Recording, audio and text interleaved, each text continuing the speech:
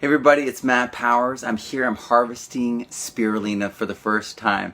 And it's so easy that I just had to hop on here and show you what I'm doing because I couldn't find any videos online how to do it, and I kept studying and looking, and I saw one, but it wasn't designed in a way that anyone that I know who had ability to do it. And so I just figured out what they were using, and I went and got it. And so I want to show you what that is, because it's really just that easy. Hey, Chris. So here, I'm just going to flip the camera around, and we're just going to look right here. So this right here is the spirulina. You can see there's quite a bit here. It's amazing how it doesn't stick to your fingers. It gets very gelatinous. And there's almost like an algae oil to it. It's very interesting. So yeah, I mean, it's like my new favorite color, green, I think. It's so cool. Did you see all that?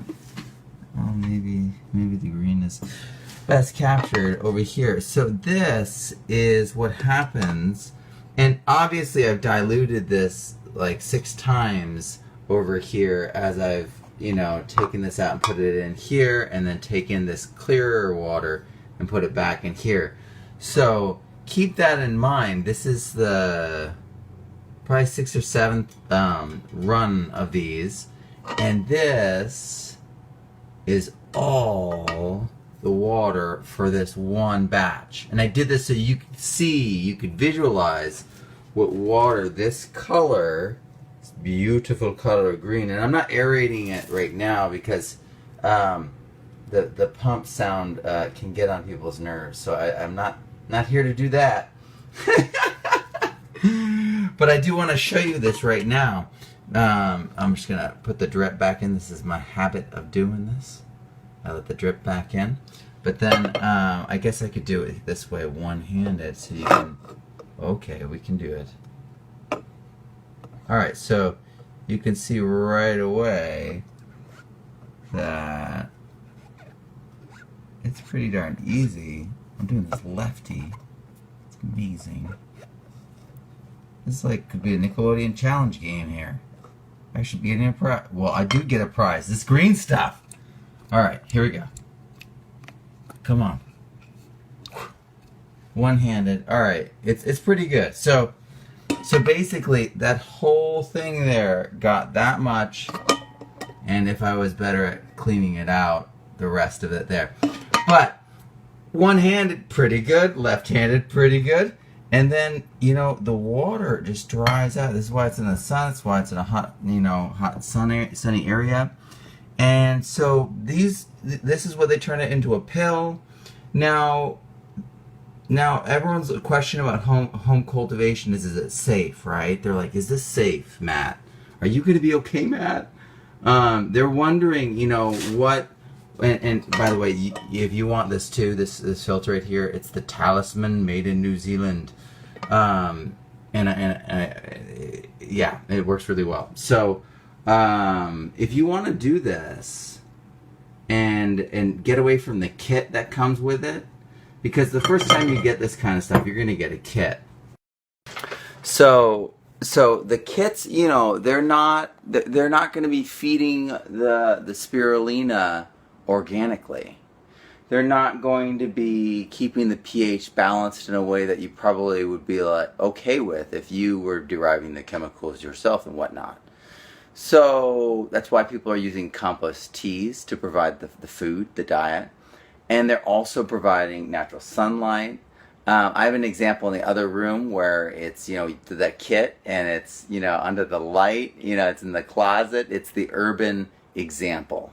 Because you got to go through all the different extremes. I got to show it all, because everyone's like, "How is this possible?" Right? You got to show how it's possible in all context, right? So I'm doing this so that this tank I watered down and just kept adding water, and I didn't add any food yet. I actually didn't add the compost tea yet, and the reason is because I've been doing kefir for many years, water kefir, and I know when you starve the grains, they act differently.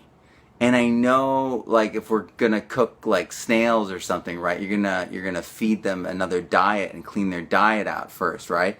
There's this whole process of cleansing, right? And so I just brought them into this other tank and started cleansing them, and starving them, and then giving them the sunlight they need so they could photosynthesize.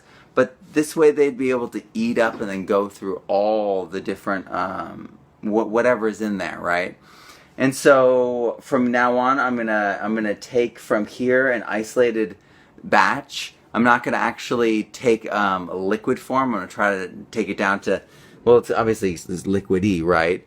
But but I'm gonna use that to inoculate the third batch that I want to start, which is going to be fed compost tea, and it's going to have just baking soda to handle pH.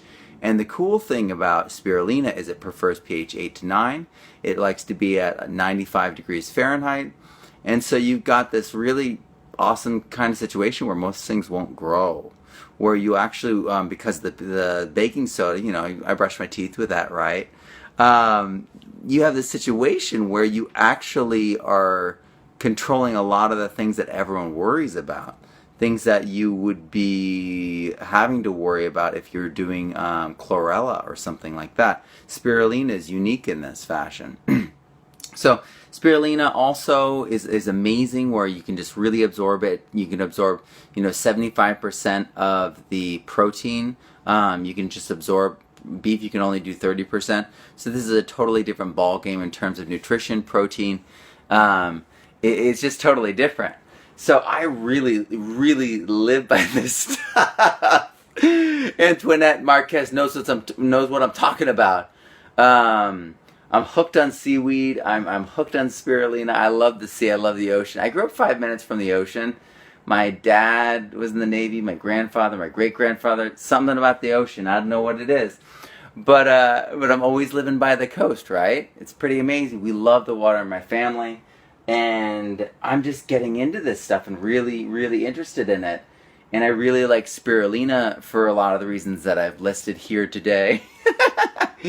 But if you want to get into it, it's very easy. And like when you're taking seeds that aren't organic, and Chris Black is watching, so he knows exactly what we're talking about here, because we talked about this when he joined my permaculture gardening course.